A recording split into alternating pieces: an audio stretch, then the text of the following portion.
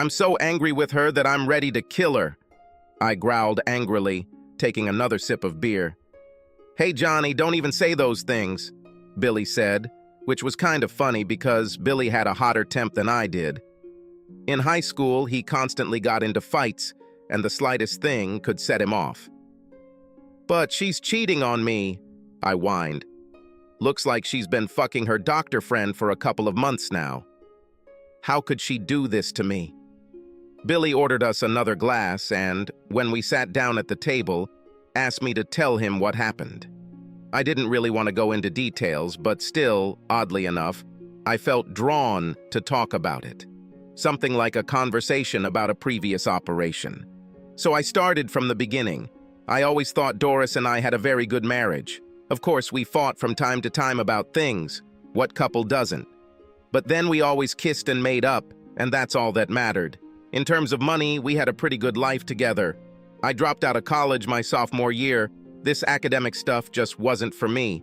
But I didn't really need a degree because I am, as they say, a born salesman. I eventually got a job at one of the 2 largest car dealerships in the city and soon began making good money. So Doris and I got engaged when she was a freshman and married when she was a senior. The funny thing is that Doris also went into sales. After graduating from university, she went to work for one of the large pharmaceutical companies. This basically meant that she sold prescription drugs. Anyway, we weren't rich or anything, but we were doing well. No children yet, but it will come. At least that's what I thought. The first thing that attracted me to Doris was her figure. When I first met her, she was slim and fit. What's even better is that even after 6 years of marriage, she remained that way. Some of it was good genes, I think, but she also became obsessed with working out. She goes to the gym 3, 4, even 5 days a week. The good news is that her body was tight and sexy, not like that pumped-up bodybuilder that makes me sick, but more like that Jillian Michaels woman you see on TV all the time. I really liked it. But the bad news was that all this exercise seemed to really wear her out. Lately, when I wanted to enjoy that hot body in bed, all she wanted to do was sleep. But as I just found out, there was another reason why she didn't want to do the horizontal mambo with me. That reason was Morris Fisher, one of the doctors she saw regularly. I accidentally stumbled upon an affair between my wife and the good doctor. Even though she is the smartest in our family, Doris is the type of person who always forgets things. I can't even count the number of times we had to look for her lost cell phone or go back somewhere to pick up a purse that had been left behind. So it wasn't unusual that she left her laptop at home when she left for work this morning. But what was a surprise was the letter that I found in my mailbox entitled, "It was so hot yesterday." Of course, I opened it right away. In short, it became apparent that he and Dr. Fisher had been using email to arrange meetings at the motel for months. From the contents of the other letters I read, it was quite obvious that they were not meeting to compare the relative merits of different drugs. When I dug through her email and saw what she was saying to him, it also became clear that this was much more than just a casual hookup. They were both in the midst of a full-blown affair. I didn't expect this, I moaned pitifully to Billy. What should I do, Guy? Well, if it were my wife, I'd give her a fish sandwich right before I tossed her to the curb, Billy said smugly. No, I could never hit Doris, I said. I'll just have to divorce her and live my own life. But I would really like to get back at Dr. Morris Fisher for ruining my marriage. While I was sitting and drinking, an idea came to my mind. I leaned across the table and quietly said to Billy, "Hey, buddy, can you help me get a little revenge?" I think I know how we could make sure it doesn't affect us. Billy's eyes sparkled. "Tell me what you came up with," he said impatiently. My idea was simple. We'd use Doris' email to lure the good doctor back to the motel, only we'd be the one waiting, not her. We'll tie him up, take his clothes, and leave him there in his underwear. Then we'll call the TV news so they can film him when the police rescue him. This will show the world his true colors. But he'll find out we did it, Billy protested. I've thought of everything, I assured him. We will be wearing ski masks and surgical gloves to avoid leaving fingerprints. Everything will be perfect. Okay, smart guy, but you're forgetting one thing, Billy said. If he receives a letter from your Doris, he will guess that it was you who sent it. Perhaps, I agreed. But even if so, it is unlikely that he will say anything. If he does that, he'll have to admit that he had an affair, and I'm willing to bet his wife won't be too happy about that. Billy looked at me shrewdly. Maybe you're right. Besides, he may suspect you, but he won't be able to prove anything. Especially if I delete the email from Doris's computer after I send it, I said triumphantly. Come on, Billy said. I hate fucking cheaters. That damn doc owes you for fucking your wife. Okay, here's how we'll do it. I'll email him from Doris's computer tonight and set up a meeting at their regular motel right after dinner. Tomorrow morning you will go and book a room. When he appears, we will capture him. And then we'll cut off his penis, right? Billy asked impatiently. No, I said hastily. We don't want to get caught. We will gag him, strip him, tie him to a chair, and leave him. I'll make an anonymous call to the police about a disturbance in the room, and you call your TV buddy and tell him the police are investigating something serious at the motel. It'll be all over the news. He'll be the laughingstock of the whole town. If he kept his mouth shut, he would still be very embarrassed because everyone would know that he was hiding in the hotel. And if he tells them why he went to the motel in the first place, everyone will know about his affair with Doris, and then I will throw her out. Sounds great, Billy said readily. Cannot wait. Just remember one thing, Billy, I added. When you rent this room, don't use your credit card. Why is this? I tried not to roll my eyes. Because you don't really want the police to find out who rented the room where the doctor was captured, I said impatiently. Well, yes, Billy said. I mentally shook my head. Billy was a great guy, but he won't win the Nobel Prize anytime soon. That evening, when I returned home, I acted as if nothing had happened. I even hinted to Doris that I would like to have some fun in bed after dinner, but she quickly rejected the idea, as I expected. I didn't know if Fisher had tired her, or if she was so fixated on him that she didn't want me to touch her. Either way, I'll give this one up, traitor, as soon as I take revenge on her lover. After she went to bed, I found her rolling suitcase, the same one she used to carry all her drug samples and doctor crap. Of course, the laptop was inside. When I ran it, I found that the email was password protected, but I expected that. Due to her forgetfulness, Doris kept the passwords written down on a piece of paper tucked into her wallet. I pulled out a piece of paper, typed in the password, and bingo. Has entered. I quickly started typing out my little invitation to the love doctor, and I was pretty sure I knew how to express it so that he couldn't resist. But halfway there, I stopped abruptly. We had a big problem. Billy was going to get a motel room tomorrow, but I needed to know right now which number to give the good doctor. Keep it up, dumbass! I cursed myself. And you won't win the Nobel Prize this year either. I quickly called Billy. When he answered the phone, I asked, Can you talk? Of course I can, he replied. Can't you hear me? No, I almost shouted. I mean, can you talk without Phyllis hearing you? Oh, he said. She's not here, speak up. When I explained my dilemma, Billy said, Just make an anonymous call to the doctor tomorrow and tell him the room number. Yes, that will work, I said sarcastically. Don't you think that he might suspect something was wrong if some man called him and told him where to meet my wife to do sex? Well, yes, Billy said, and I suppressed a groan, and then it dawned on me. I understand, I said impatiently. When you go to the motel tomorrow, rent a room for 2 days. Then I will write to the doctor tomorrow evening about the appointment for the next day and which room to go to. Okay, but what will we do with the room tomorrow? We won't do anything, I said, trying to contain my irritation. Well, I think it's a waste of time, Billy said.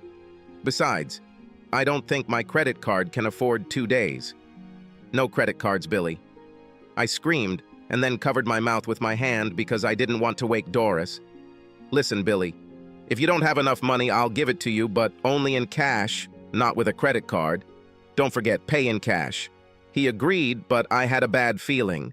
However, Billy did what I told him and called me back the next day with the room number. "It's not a problem, Johnny. The receptionist didn't even look at me and I paid in cash as we agreed. And here's the thing, we have room 101. It's at the very end, so it should be very quiet." "Sounds great, buddy. Well done. I will send this letter tonight and you take what you agreed on." "What else, Johnny?" I let out a deep sigh, but managed to maintain my composure. "Duct tape and your camera," I reminded him. "I'll bring surgical gloves and ski masks for us." "Oh, yes," he said. After hanging up the phone, I cursed quietly. If he says, "Oh yeah," one more time, I swear I'll scream. Doris went to bed early again, so I had no problem texting Dr. Fisher. In the letter, I promised him hot sex, like he had never had before. If only he would show up in room 101 at the motel tomorrow at 1 o'clock in the afternoon. "I'm going to sweep you off your feet," I wrote, and this phrase made me laugh all night. When the big day arrived, everything no longer seemed so funny to me. I started wondering if I was going to do something really stupid. But when I remembered all those love letters between two traitors, my anger flared up again. Dr. Fisher deserved all the humiliation he was about to suffer, and so did Doris, for that matter. I was a faithful husband who was wronged. They deserved what was coming to them. Around noon, I called Billy on his cell phone to make sure everything was ready. He was supposed to come to the dealership at 12:30 and pretend to be a customer so I could take him for a test drive. This was our legend, and I wanted to make sure everything was okay. "Where are you, Billy? Are you home?" "No, I spent the night in a motel room," he answered nonchalantly. "What?" I shouted. "Why did you do that?" "Well, I thought it would be a shame to leave it empty. Besides, Phyllis and I had a fight, and I needed to get out of the house." Again, all I could do was shake my head. Billy's wife was a pretty little nurse who worked at the hospital. Doris knew her because they both worked out at the same gym. As far as I could tell, Phyllis seemed like a good woman, but she and Billy were always fighting about something. However, I didn't like the idea of him leaving all the evidence in the motel room. I watched the forensics and knew what they might find. "Billy," I said sternly, "I thought we agreed that we didn't want to leave any traces in the room." "Well, yes," Billy said, and I bit my tongue to keep from screaming. "Listen, Billy, clean up your mess, wipe everything you touched, and then go to the car dealership. Remember, you must be here exactly at 12:30. Despite my concerns, Billy arrived at the showroom promptly at 12:30. I signed up for a demo and we rushed to the motel. When we got there, I handed Billy a pair of surgical gloves and pulled on mine. Then we entered the room. It was a mess, as I expected. At first, I was afraid that Fisher might show up early, but when has the doctor ever shown up on time? Be that as it may, working together, we tried to put everything in order before he arrived. Billy and I closed all the blinds and curtains in the room, and then I turned off all the lamps. The last thing I did was adjust the small latch to keep the door slightly open. We then pulled on our ski masks and retreated around the corner. It was very dark except for the light leaking from under the door. As we waited in silence, Billy surprised me when he leaned over and whispered in my ear, "It's really creepy here." It took all my strength not to choke him. "Quiet, Billy," I hissed. "He could be outside right now." "Oh, well, yes." Before I could answer, we heard footsteps in the hallway. I shushed Billy and pointed at the camera in his hand. He nodded, and I hoped that meant he remembered what he was supposed to do. I peeked around the corner. At that moment, the door opened, and a man entered the room. "Hey, Doris! Where are you, sexy lady?" he called playfully. I nudged Billy to get ready. "I'm here," I said in a whisper. And when he turned in our direction, Billy turned on the camera. The flash hit the doctor square in the face, and he screamed as the bright light blinded him. I waited until he stopped rubbing his eyes, and when he lowered his hands, I hit him.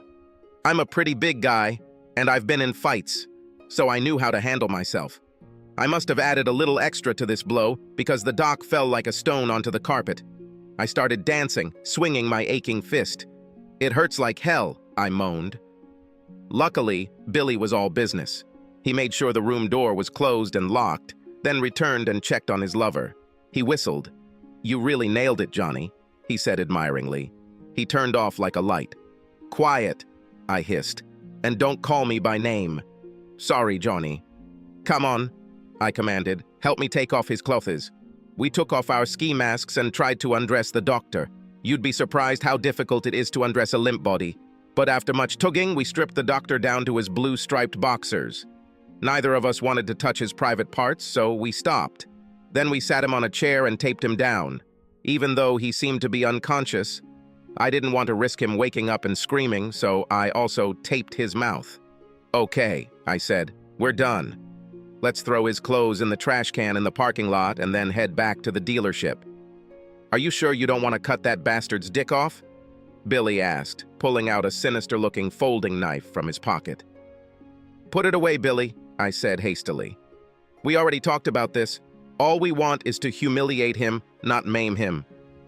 "Okay," Billy said, and, to my relief, he put the knife away. We gathered the rest of the doctor's clothes and headed for the door. When we left, I used the metal latch to keep the door from closing. "Why did you do that?" Billy asked. "So that the police and reporters can easily enter the room," I told him. "Well, yes," Billy said. I sighed nervously, and we headed to the back door of the motel. On the way back to the dealership, I threw the doctor's clothes, gloves, and ski masks into the trash. When we returned, Billy climbed into his pickup truck to leave. I leaned over to him to make sure he remembered what to do next.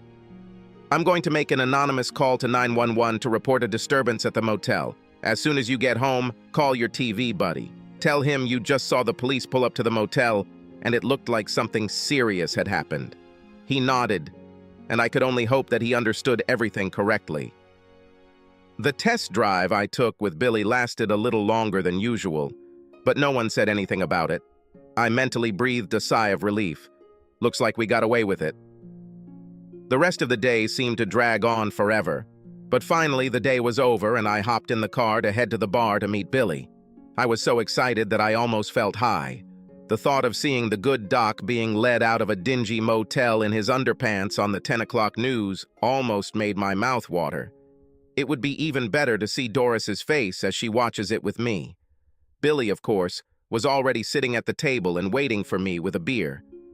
"Well," I asked impatiently, "did you call your friend, as we agreed?" "Yeah," he said, and took a long sip from the bottle.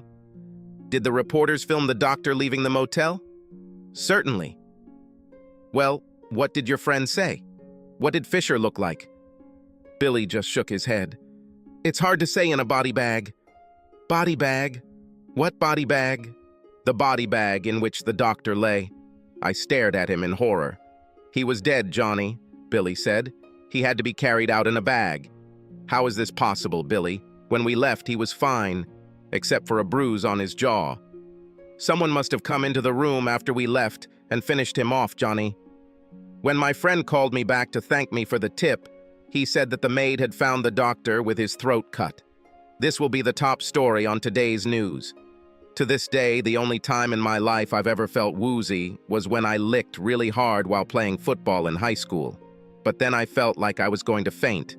The worst thing that could ever happen. I took a long sip of beer to calm myself down and stared at Billy. "Do the police know who did this?" "Nope," Billy answered calmly. "My friend said that no one saw or heard anything. Listen, Billy, this is bad, very bad. We could be in real trouble." "Why?" he asked. "We didn't kill him." "You and I know this, but the police don't know this," I said irritably. "If they find out that we tied him up, they'll probably try to pin the murder on us." "Oh, well, yes." I wanted to lean across the table and strangle him, but I knew now was not the time to lose control. "Look, Billy, we have to keep this a secret. You won't tell anyone. Not Phyllis, not your TV news buddy, not anyone. If you spill the beans, we could end up in jail, you know?" "Of course, Johnny, of course. I really hope that the police will immediately find whoever killed him. As soon as they make an arrest, we will be out of danger." "Don't worry, Johnny, I'll keep my mouth shut," he said, doing that stupid hand and mouth gesture we learned in 5th grade. I thought I was going to throw up. When I went home, I could only pray that Billy would remain silent, but I doubted that he would be able to hold out much longer. I was sure that if the cops ever took him in for questioning, we were doomed. Why the hell was I trying to get revenge on that bastard doctor? Why didn't I just file for divorce from Doris and leave it at that? Doris! Heck, I was planning on meeting her tonight about her cheating. Well, now I'll have to leave it. I just have to go home and act fat, dumb, and happy around her. How painful it is. I hoped I could fake it well enough to fool her. When I returned home, everything turned out to be even worse than I expected. Before I could enter, Doris ran up to me and burst into tears. "What's the matter, honey? What's happened?" "Oh, Johnny," she sobbed. "This is so terrible." This dear Dr. Fisher, to whom I always turned, was killed. It's all over the news. "I can't believe this," I said, trying to sound shocked and sympathetic. "What's happened?" "His body was found in the motel room," she moaned. "His throat was cut. I know I shouldn't have said this, but I couldn't resist." "They found him in the motel room?" "It looked like he was going to meet someone for a little afternoon fun." "You do not know him," she snapped. "Be that as it may, at a time like now, you need to throw away bad thoughts." "Sorry, dear. I didn't mean to take such a terrible tragedy lightly," I said remorsefully. In fact, it annoyed me that I had to speak well of him. I didn't want to kill him, but it didn't bother me too much. But what really rubbed salt into my wounds was that I knew the real reason why Doris was so upset. This went on all evening. Every time she entered the room, Doris's eyes were full of tears. When we watched the news, she hid her face in a handkerchief. It was sickening, especially when the TV reporters started talking about what a terrible loss his death was to society. It shouldn't be like this, I thought. They should be talking about what a vile traitor he was, and not praising him to the skies. This is simply unfair. Doris went to bed without even having dinner, so I had to make myself a sandwich so I wouldn't starve. But to tell the truth, I wasn't that hungry myself. In addition to the stress of having to pretend to be a caring husband around Doris, I was terribly worried about what might happen next. Billy and I tried to be careful, but what if we left some evidence behind? What will I tell the police if they come after me? Who would believe that we tied up Fisher but didn't hurt him, other than that light blow to the jaw? After a sleepless night, I went to work the next day, but things weren't any easier there either. Dr. Fisher had bought cars from us before, and his murder was the main topic of conversation. Everyone had their own theory about who did it and why. I thought about coming up with some alternative theory in hopes of confusing people, but for the life of me, I couldn't come up with anything. In the end, I decided to remain silent in the hope that all this would pass quickly. When I met Billy at the bar that evening, it was obvious that he was eager to see me. "You'll never guess that I found out about the doctor's murder," he greeted me loudly when I approached the table. "Shut up, Billy," I hissed. "I think we won't talk about this with anyone." "Of course, but you have to hear it. My friend found out something that the police had never told anyone before. Despite my nervousness, I couldn't help but be curious." "Well, what's the matter?" He leaned across the table towards me. "When the police found his body, the killer carved the word slut into his chest. They believe it was a revenge killing." Wow, that was a shock. I sat back in my chair and tried to think through the consequences. That's not all. The cops are pretty sure the killer is a man. They don't think a woman would be strong enough to knock him out, strip him, and put him in a chair. They figure it would take a pretty big guy to do all this. This latest news made me dizzy. Oh God, Billy, now I'm in. If they ever link us to this case, I will most likely end up in the electric chair. "But you didn't kill," Billy protested. "Yes, but how can I prove it? I had a motive, I fit the description, and I had an opportunity. All they're missing is the murder weapon. I watched true crime shows on TV," Billy said. "You probably threw away the murder weapon." "Billy, this won't help me. I didn't kill, did I?" "Oh, well, yes. If I was scared last night, today was even worse. Hell, if I looked at all the evidence, even I myself would think I was guilty. The only positive thing was that I had the day off tomorrow and didn't have to listen to all this endless murder speculation. but it didn't help me fall asleep easily. The next day, Doris went to the gym, probably to try to get rid of her sadness through exercise. I decided to try to take my mind off my worries for a while by doing some yard work. It was a beautiful day, and the lawn definitely needed mowing, so I stripped down to my old shorts and got to work in the yard. While I was cutting the grass, a car stopped in front of our house, and an attractive young woman got out. She moved towards me, and I quickly turned off the lawnmower engine. "Is your wife at home?" she asked, looking at me carefully. "No, sorry," I told her with a smile. "You just missed each other." "I'm her husband, Johnny. I am alone." She reached into her purse and pulled out a card. "I'm Detective Monica Ferguson. Could you ask her to call me when she gets back? I'd like to ask her a few questions about Dr. Morris Fisher." I trembled with fear. "Why do you want to talk to your wife about him?" I asked, too hastily. The detective smiled and patted my hand. "Don't worry," she said. "We're just trying to talk to everyone who had contact with Dr. Fisher. His office staff told us that your wife is a pharmaceutical company representative and visited him regularly." "Oh yes," I said. "Damn," I thought. "That sounds as stupid as Billy said." As I mentally berated myself, she continued to look at me appraisingly, and I wondered if she was flirting with me or assessing my criminal potential. Finally, she asked, "Did you know Dr. Fisher?" "Of course I knew him," I said, and immediately realized what I had said. I mean, I knew about him through Doris, but I never met him. She looked at me a little longer and then said, "Don't forget to ask your wife to call me." Then, just about to leave, she paused and added, "See ya." I looked at her as she walked away. Why the hell did I say I knew Fisher?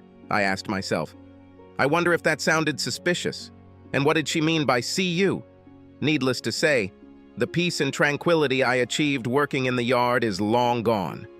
That evening, the local evening news featured an interview with the police chief about Fisher's murder. "We have discovered important new evidence and hope to make an arrest soon," he said pompously. My blood pressure was trying to climb Everest. I couldn't wait to meet Billy and see if his friend knew anything about this. Even before we sat down at the table, I began bombarding my friend with questions. "The boss is bluffing," Billy said decisively. "My friend says they have nothing new. They're just hoping to get someone out of hiding. But the guys from the crime branch had enough time to comb through the motel room with a fine-toothed comb. Maybe they discovered something. My friend says that so many guests stayed in this room, and it was cleaned so often that they didn't find anything useful," Billy said. Then a worried expression appeared on his face. "You look bad, Johnny. You need to calm down a little. Don't let this thing get to you." "It's easy for you to say," I snapped. "A police detective didn't come to your house yesterday." "Was it a woman named Monica?" he asked. When I nodded in surprise, he continued, "Yes, the same one was in the hospital. She even talked to Phyllis. They have nothing. They are just grasping at straws." As I left the bar, I kept thinking about what Billy said. How could he be so calm when I was going crazy with worry? How could he be so sure that his friend really knew the whole story?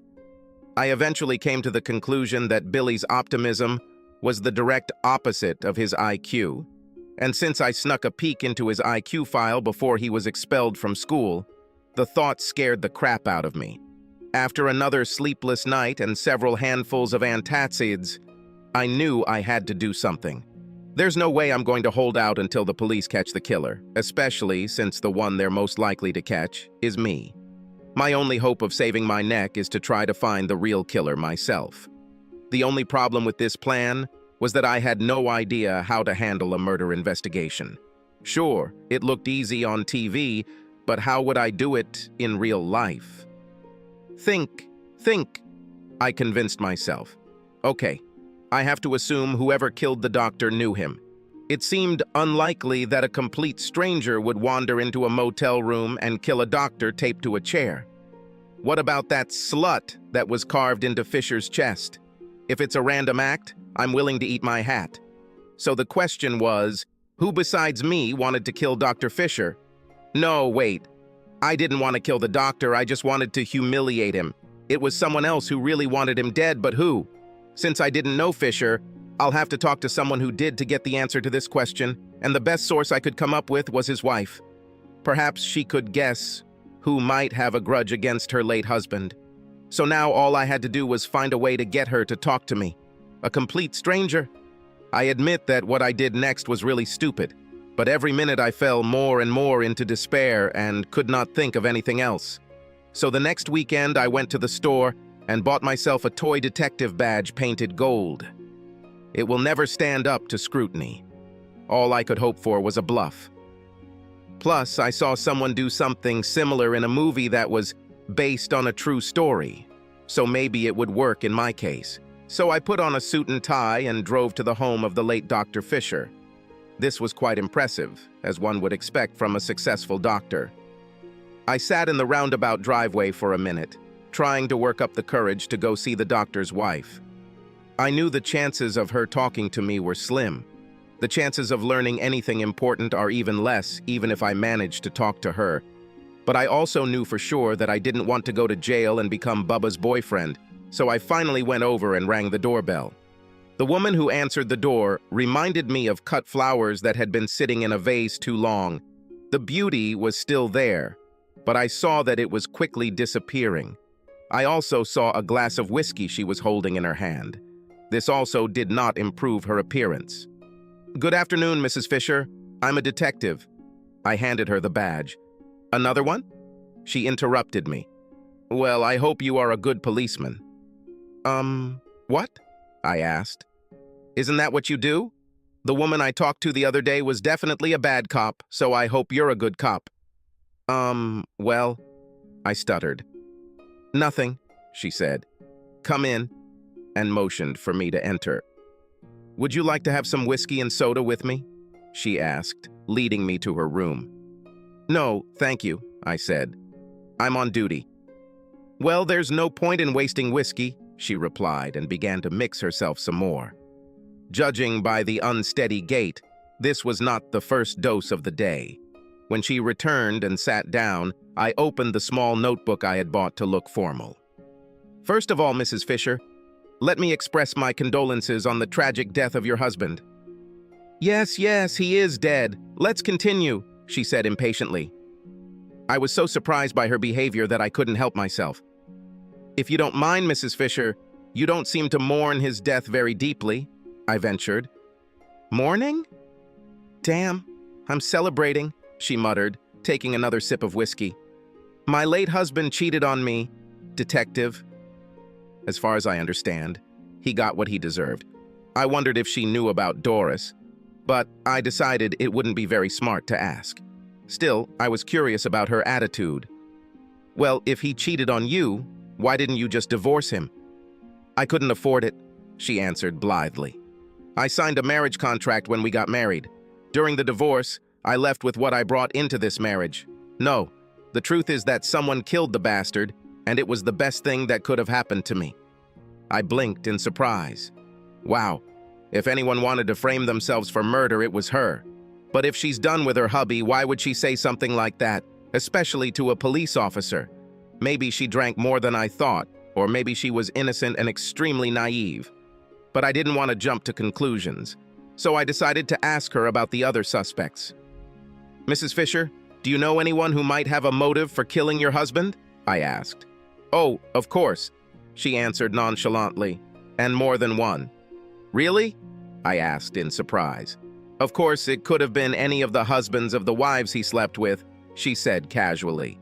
"My late husband simply couldn't keep his pants buttoned. He cheated on me many times over the years. I wouldn't be surprised if a jealous husband decided to take revenge." She shook her head bitterly. "My Morris was a real slut," she said. I almost gasped out loud when she said that. The fact that she said the word slut did not seem like a coincidence to me. But while it was suspicious as hell, it still wasn't a confession. Plus, she just gave me a few other possible suspects to check out. This detective game became more and more difficult. "Do you know who his mistresses were?" I asked somewhat nervously, wondering if she would call Doris. "I have no idea," she replied. "After I caught him cheating for the first time, I didn't care. Damn, this lead is lost too." But weren't you afraid that he might fall in love with one of them and leave you? As I said, Morris simply could not be faithful to me or anyone else. But I always knew that he would stay with me because he liked the image of a happy married man that he created in society. I couldn't help but feel sorry for her. What a lousy marriage. What about illness? Weren't you afraid that he would get an infection or something like that? She grinned. He was a doctor. Even if he got something, he knew how to cure it. Besides, as soon as I realized what was happening, I stopped sleeping with him. I haven't been with a man for a long time. She put down her glass and gave me a long, appraising look. You know, you're a pretty nice guy. How would you like to end the girl's long drought? With that, she quickly slid off the couch onto her knees, moved towards me, and, to my surprise, began fiddling with my zipper. No, wait, Mrs. Fisher. I would really like to, but I'm happily married. And then I stopped short. I was no longer a happily married man. In fact, I was planning on staying single altogether for the near future. The idea of getting a little revenge on my wife and lover even after his death seemed damn attractive. And since I also hadn't had sex for quite a long time, I suddenly felt damn excited. I stopped resisting. After she unzipped, she reached for my manhood and got to work. Soon my excitement increased so much that I began to moan, heading towards a powerful climax. But she pulled back and shook her finger at me. No, no, no, she said with a dirty smile on her lips. I want my share too.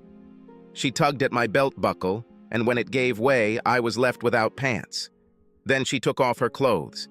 Looking at her legs and hips, I realized that although the blooms may have faded a little, those long stems were still in great shape, and the aroma emanating from the petals provoked them to be picked. Come on, baby, she cooed. Oh God, how I need this, she exclaimed, pulled me and her fingers dug into my back. I felt the same way.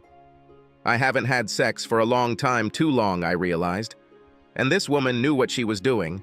For not being the youngest girl, she had a lot of energy. I was in heaven and knew I wouldn't last long. I usually pride myself on my self-control. I like to bring my partner to completion before I allow myself to lose my temper. But it was so long ago that I wasn't sure I could hold back. So I did everything to help her. And with her, we both soared to a climax that must have rattled in the windows. Leaning back on the sofa, I hoped that the neighbors did not hear us. Otherwise, they might call the police and report another murder. After a couple of minutes, Mrs. Fisher leaned back and looked at me with grateful eyes. Oh, baby, that was so good. I didn't realize how much I missed it. I looked at her with a mixture of curiosity and admiration. She reached over and grabbed a couple of cocktail napkins. We got ourselves in order. She stood up and poured herself another drink. Do you want it right now? She asked. No, I said. I need to go back to the station. She looked at me lazily. It was a lot of fun, she said. We have to do this again? Hey, what did you say your name was? I was already starting to get nervous. I didn't say so, I said, heading towards the door. Oh, she said lightheartedly. Well, call me anyway. With that, I slipped out the door and hurried to my car. As I pulled away, I felt satisfied with the unexpected interlude I was enjoying, but my mood quickly darkened as I thought about everything she had said to me before she jumped on me.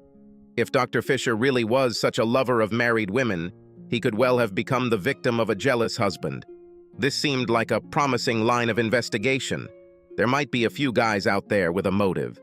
But how the hell am I going to investigate them if I don't know who the doctor's other lovers are? For that matter, the more potential suspects there are, the harder it will be for me to narrow down the list. Then I thought about Mrs. Fisher. While I found her to be an experienced and enthusiastic lover, I couldn't help but wonder if she might also be a cold-blooded killer. If she saw an email invitation for her husband to come to the motel, she could wait until Billy and I left, and then sneak inside and take revenge. This way, she can inherit her husband's property while we are accused. I had to admit, it was pretty clever, if she really was a killer. But if she killed her husband, Why would she tell the detective about her motives? It seemed like a really stupid thing to do. But what if she's more cunning than she seems? What if she intentionally revealed the prenuptial agreement to throw me off the scent? For that matter, was she really just a horny widow? Or was she screwing me to distract me? The more I thought about everything, the more my head began to hurt. Thank God it's time to meet Billy. I needed to discuss everything with someone. Over a cold glass, I told Billy what I had learned from Mrs. Fisher. My problem, I told him, is that now I have more potential suspects, and I don't know what to do with them. How will I ever find the real killer? Well, Billy opined, if you knew who it was, I bet you could make a lot of money. I looked at him in confusion. What are you talking about, Billy? It's very simple, he said. I bet the real killer will pay you almost everything so that you don't give him up to the police. This is blackmail, Billy. We have enough problems without being accused of blackmail. Oh, well, yes. But instead of getting angry at Billy, I started thinking about his proposal. Wait a minute, I said. Maybe this isn't such a bad idea. I once saw this on TV. All we have to do is make it clear that we know who did this dirty deed and that we need money to keep quiet about it. And then, when someone shows up to make the deal, we'll catch the real killer. Wow, that's very smart, Johnny, Billy said. Then his smile disappeared. But how are you going to report this killer if you don't even know who he is? I think I know a way, I said smugly. How did the killer even know that we would meet Dr. Fisher at the motel? As far as I'm concerned, he, or she, I said, thinking of Mrs. Fisher, must have seen the fake letter I sent from Doris's address. So we'll just send out another one the same way and see who takes the bait. But how will Dr. Fisher get the letter, Johnny? He is dead. I sighed.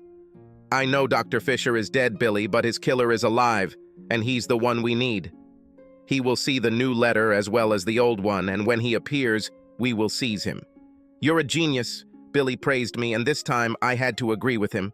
I decided to put my plan into action immediately. On my way home from the bar, I stopped at an ATM to get some cash. Then I went to a motel and rented a room for 2 days. The receptionist was a bored teenager who was so engrossed in watching TV that he barely looked at me. On a whim, I decided to ask for number 101 again.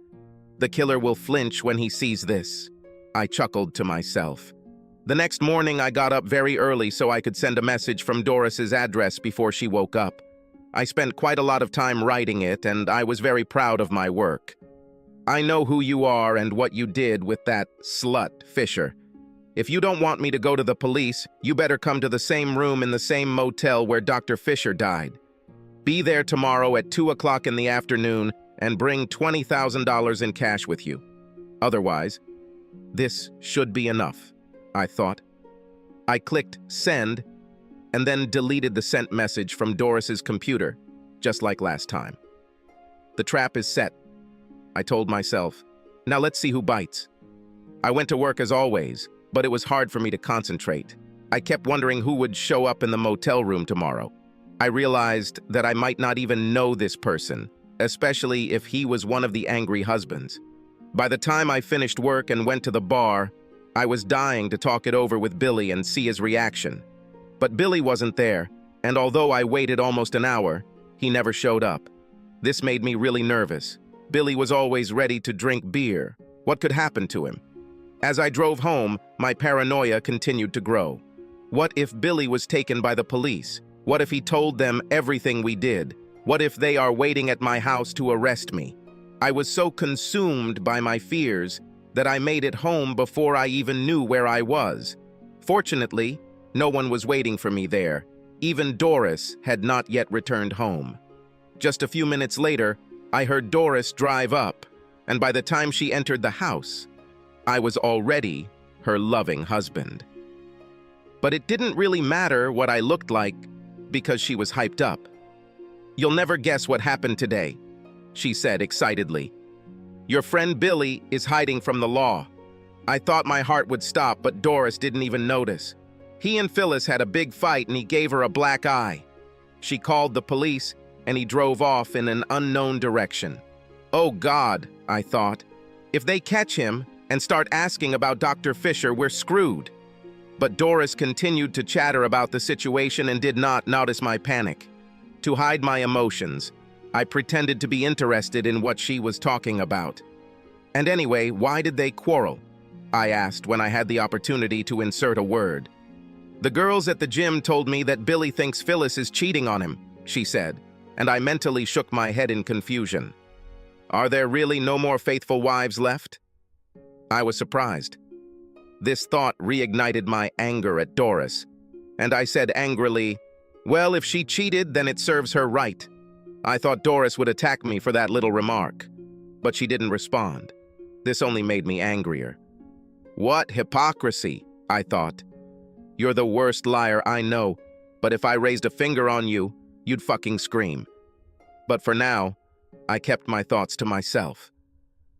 I said nothing more to Doris at dinner and then went into the study to think over recent events. Suddenly, a terrifying thought came to me. What if Billy is the killer? I remembered the folding knife he had with him when we tied up the doctor. What if Billy sneaked back and killed the doctor after we left the motel because Phyllis cheated on him? I didn't want to believe it, but it all made some terrible sense. Then an even more terrible thought occurred to me. What if Billy decides to show up at the motel tomorrow? I'm bigger than him, but I'm not sure I can beat him in a fight, especially if he brings a knife. I decided it would be better to take extra protection with me, so I went down to the basement and took out my pistol. I haven't fired it in a while, but it seems to be fine. The next morning I went to work as usual, except I had a gun in the car. After lunch, I told the manager that I needed to rest for the rest of the day. He didn't like it, but I'm one of his best salesmen, so there wasn't much he could do. I left the dealership and arrived at the motel half an hour early. Putting the pistol in my jacket pocket, I walked into the room and opened the door with my card.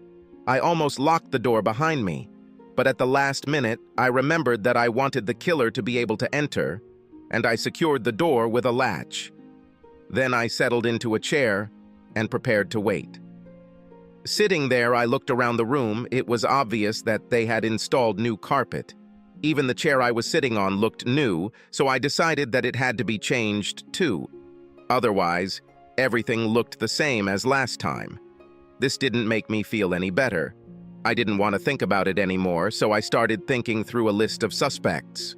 The first was Mrs. Fisher. She had a huge motive, but I had a hard time believing it was her. After all, she had put up with so much from her husband for so long. It's hard to understand why she suddenly decided to do something so drastic. Yet she may have reached her limit. And don't forget, I told myself, that she was the one most likely to have access to Dr. Fisher's email. Then came the husbands of other women who were Dr. Fisher's mistresses. I didn't know who they were or how many there might be, but one of them might be a violent type. Perhaps he was stalking the doctor, waiting for the right moment. How he could have accessed the doctor's email I didn't know, but if he did, he could understand that we had given him the perfect opportunity to take revenge. Then I thought about Billy. I hoped with all my heart it wasn't him, but I had to admit he was a good suspect. I knew he had a short temper, and to be honest, there was something mean about him too. I never thought Billy could fool me, but maybe he was smarter than I thought. It seemed unlikely, but I couldn't rule it out. At that moment, I heard a sound in the corridor and grabbed the gun. The door creaked open, and dim light from the corridor leaked into the room. Then, to my amazement, I heard a voice calling, "Johnny? Johnny? Are you here?" "Doris!" I exclaimed in surprise. "What are you doing here?" I reached over, turned on the light, and watched as my loving wife walked into the room, shaking her head in disgust. "I'm here to stop you from doing something really stupid, Johnny." "But how did you know that I would be here?" I asked in confusion. She crossed her arms over her chest and started lecturing me in that schoolteacher tone that I hate. "When I woke up yesterday morning, it was obvious that you were messing with my laptop. I checked my email and didn't find anything at first, but when I checked my deleted items, I saw your stupid email." Crap, I should have thought about this. "There are a lot of things you should have thought about," she said angrily. "Maybe if you hadn't dropped out of college." Don't you dare offend me again, I barked angrily. Besides, I'm the one who has the right to be upset, not you. You cheated on me with your damn doctor friend. I caught you, and now I'm going to divorce your ass. She made a gesture with her hand as if she was shooing away a fly. It doesn't matter now. What matters is what you do here. What exactly were you hoping to do with that ridiculous email you sent from my account? I was offended by her reaction to the accusation of cheating, but I felt like I had to defend myself. So I began to explain how Billy and I had lured Dr. Fisher here to disgrace him, and then found out that he had been killed. We were afraid that the police would think we did it, I told her. So I started looking for the real killer. I told her how I had pretended to be a detective to interrogate Mrs. Fisher, and how I had come up with the idea of luring the real murderer here by pretending to be a blackmailer. Doris continued to sigh as she listened. Finally, she raised her hand to stop me. Johnny, do you know Alexander Pope? No, I said, shaking my head. I don't think I've ever met him. She rolled her eyes. Mr. the Pope once said, "A little knowledge is a dangerous thing. Drink deeply, or do not partake of the Pierian spring." What kind of Persian spring is this? What are you talking about, Doris? It's okay, Johnny. You won't understand, she said, shaking her head in disgust. She took a deep breath and put her hands on her hips, and I knew that now it would begin. You've never been the brightest light, but this plan has to be the dimmest, dumbest thing I've ever heard. First of all, Fisher is dead. Why would anyone check a dead man's mailbox? Why would they even have access to it? Well, they could, I said defensively. Anyway, I bet Mrs. Fisher had access to it. So lush? Doris chuckled. It's already hard for her to find her way to a bottle of whiskey, let alone get into her husband's email. Well, none of that matters anyway, I argued hotly, because I think the real killer got the message after all. And who is this, pray tell? She asked sarcastically. As much as I hate to admit it, I think Billy was the real killer. I think he found out that Dr. Fisher was patting Phyllis on the ass. After he and I left Dr. Fisher here in the room, I think he came back and cut Fisher's throat. So I bet Billy is about to walk through that door, and that's why you need to get the hell out of here, right now. Doris reached into her purse, pulled out a pair of surgical gloves, and began to pull them on. I knew she always carried them with her because of her job at a pharmaceutical company, but I couldn't understand why she needed them now. Then she looked at me.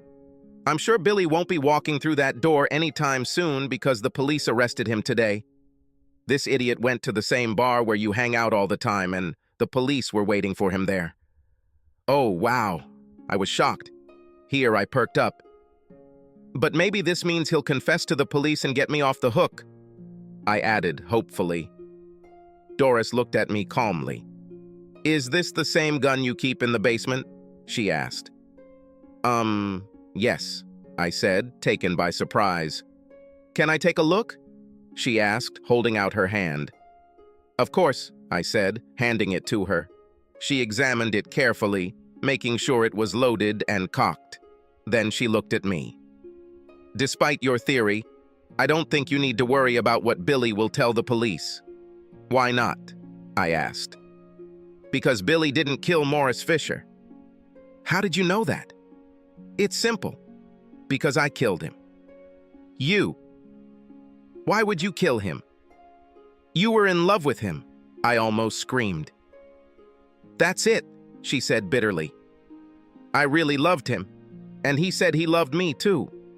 He promised to take me away from you and your stupid friends. He was going to marry me and show me all the wonderful things in life. But then I found out that he was sleeping with Phyllis and that he had no intention of marrying me. She began pacing back and forth, waving the pistol to emphasize her words. I didn't know what to do until I heard your phone conversation with Billy about renting a motel room. When I found your first letter, it was quite easy for me to figure out your ridiculous plan to humiliate Morris. At first I wanted to warn him, but then I realized that you gave me the opportunity to get rid of both of you. So I waited until you and Billy left, and then I slipped into the room. Morris was so happy to see me that he almost cried. But when I told him that I found out about Phyllis, I saw fear in his eyes. When I pulled out one of his own scalpels, he began to beg. And then he tried to scream when I carved the word slut into his chest. But you can't scream loudly through the duct tape. When I finished marking him for the world to see who he was, I yanked his head back and cut his jugular vein and carotid artery with one blow.